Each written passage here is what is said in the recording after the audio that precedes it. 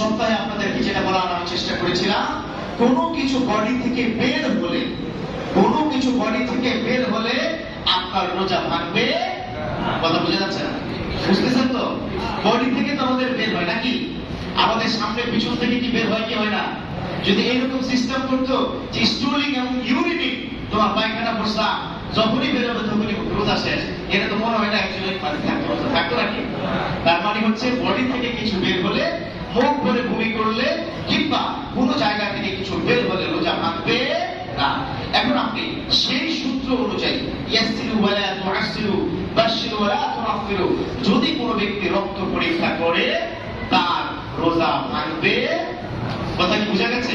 জি। তারপরে প্রশ্ন হচ্ছে, রোজা রেখে কুলি করতে গিয়ে পানি যদি ভিতরে ঢুকে যায় তাহলে রোজা ক্ষতি হয় কিনা কিংবা ভেঙে যায় কিনা? এই প্রশ্নের জানা দরকার আছে না নাই? প্রথম কথা হচ্ছে, রোজা রেখে রমজান মাসে গড়বড়া